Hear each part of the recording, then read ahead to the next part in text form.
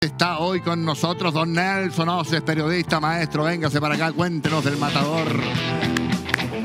Este es el sexto libro, pero es la segunda biografía. Sexto libro personal. Cuarta con Pablo Artechi, que le mando un gran saludo a Pablo, en realidad mi compañero de colegio, compañero de aventura. Siempre nos apasionó el fútbol y siempre quisimos entregar un granito de arena a esta cultura deportiva deficiente que tiene nuestro país. De hecho, yo creo que parte también esta escritura de las dos biografías de Elías y de Marcelo Salas un poco por enojo, porque creemos que no tenemos tanto reconocimiento, no valorizamos tanto, no tenemos dimensiones de estos astros que han llenado la cultura de nuestro país, que es bastante rica. Y no solo en el fútbol, sino que en la equitación, en el hockey, para qué decir el tenis. Pero en el fútbol en particular tenemos a muchos que poder brindar tributo y homenaje, como es la característica. Esta es una biografía. Tú me preguntaste, ¿quién es el mejor de la historia?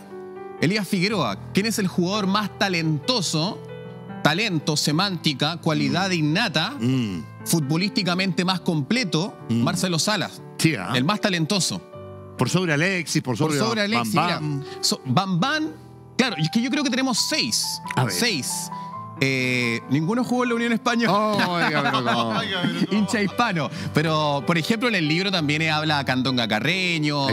Habla a Carlos María Morales, que va a estar para la segunda edición, un uruguayo que la rompió en los 90, vistiendo también los colores hispanos.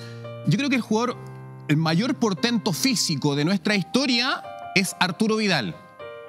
El jugador más esforzado de nuestra historia, me refiero al que tiene más garra, Iván Zamorano. El jugador quizás, el mejor de todo, Elías Figueroa. El jugador más talentoso, Marcelo Salas. ¿Y dónde me deja Carlitos Caselli? Y Carlitos Caselli está atrás de esos cinco. ¿A quién te dije? Zamorano, Salas, Alexis Vidal, Elías Figueroa y Carlos Caselli. Caselli está quizás un peldaño tras esos cinco. Como los grandes deportistas de élite, son hombres que le ganaron a la vida, sobre todo por teniendo genuinamente un carácter y una personalidad superdotada. O sea, la inteligencia de Marcelo Salas, más allá de quizás no haber entrado a un colegio caro, de cura o británico, que uno puede decir que quizás es la mejor educación que puede haber tenido cada uno para prepararse ante las adversidades que registra el camino laboral de la vida. Marcelo genuinamente tenía un carácter, tenía una personalidad, tenía una capacidad de liderazgo de manera genuina, innata, naturalmente, porque llegó de los 16 años de Temuco a la Universidad de Chile a probarse a la UI Palestino. Se dice que se iba a probar a Colo-Colo, pero eso es un mito, nunca ocurrió, nunca siquiera tuvo una prueba en Colo-Colo. Se probó en la Universidad de Chile y era tan bueno que inmediatamente quedó en la U. La posa con la rodilla, ¿no? Sí, una amortiguación. Una amortiguación maravillosa. Y antes que caiga, profe, pum, pa' hecho. Y son finalmente controles orientados que le permitían definir de la mejor forma, con zurda y con derecha. Por eso yo digo que Salas es el más talentoso de la historia de nuestro país, porque tenía todas las herramientas técnicas posibles. Le pegaba bien con derecha, izquierda, cabezazo. ¿Por qué Salas, que fue un tremendo jugador que la rompió en medios tan complejos para los chilenos como Argentina, como Europa, Italia, no tuvo internacionalmente esa fama que si tuvieron jugadores grandiosísimos? Le faltó carrera, se lesionó. ¿Cómo lo ves? Si no hubiese existido la lesión de corte de ligamento cruzado en la primera temporada que tuvo la Juventus, no sabemos el horizonte de Marcelo Salas, no sabemos hasta dónde hubiese transitado. Yo creo que definitivamente Marcelo Salas hubiese sido el mejor de la historia sin esa lesión, porque iba en ascenso en su carrera. O sea, iba de River a la Lazio, había sido el mejor jugador de América, nombrado a finales del 97. El Lazio la rompió, fue campeón también, igual que la U, coincidentemente. Hay una situación mágica ahí después de 25 años en la Lazio. Va a la Juventus, que es uno de los mejores equipos del mundo. Recordemos que el calcio italiano en ese instante tenía a la Juve, al Milan, a Inter de Milán, que eran tres equipos millonarios y poderosos del mundo. Y Salas luego, cuando emigra a la Juventus, lamentablemente sufre una lesión que le impide jugar hasta el resto de la temporada en la Juve. Pero iba en ascenso su carrera. En ese instante estaba siendo comparado con Ronaldo Nazario da Lima, el Balón de Oro. Comparado, incluso hay recortes con Ronaldo, con Romario previamente, que estuvo en el Barcelona. Y yo creo que si no hubiese sido por esa lesión, con toda la técnica, con toda la efectividad, cuando jugaba con presión en contra, se estimulaba, se agrandaba Marcelo Salas, no sabemos hasta dónde hubiese llegado. Ahí sí, duda, hubiese sido de los 5 mejores jugadores del mundo de la historia a nivel sudamericano. En el mundo no sé cómo situarlo, porque tenemos ahí la incertidumbre de cuál hubiese sido la cima de su montaña, que él la escaló, pero no llegó finalmente.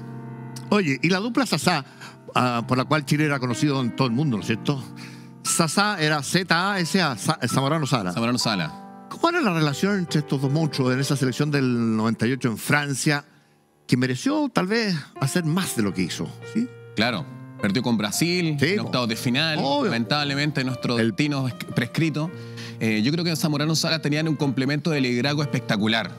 Pero era más visible el de Zamorano. Porque él exteriorizaba sus emociones, un hombre más extrovertido, más hilarante. Por ahí pasaba.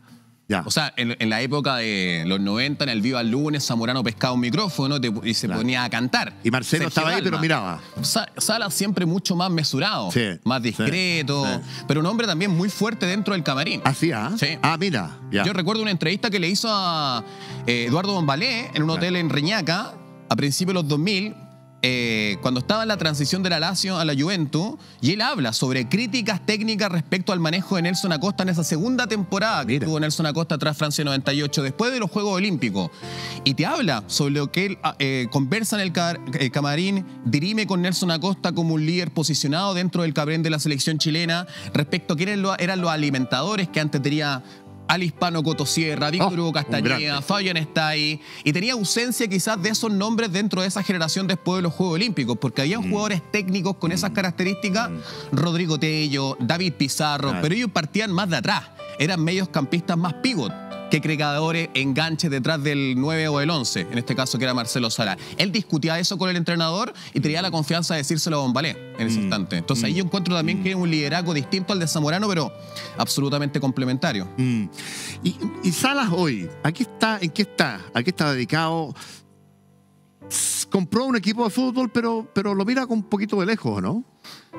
Es su pasión seguir ligado al fútbol, yo creo que es inherente a él.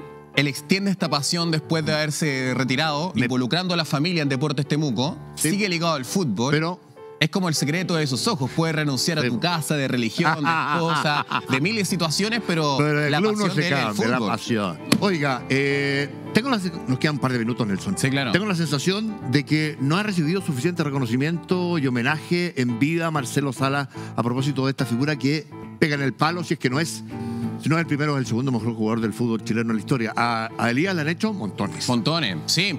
Yo creo que es porque es deficiente nuestra cultura deportiva. O sea, por eso también yo voy a seguir escribiendo biografía, ojalá con Pablo, haciéndole tributo y homenaje a quienes dejaron nuestro nombre bien parado afuera. O sea, el deporte más popular es el fútbol, pero hemos tenido un podio mundial en 1962. Organizamos un mundial incluso antes que Inglaterra, antes que Argentina. Tenemos un podio sub-17, tenemos un podio también a nivel olímpico con Nelson Acosta.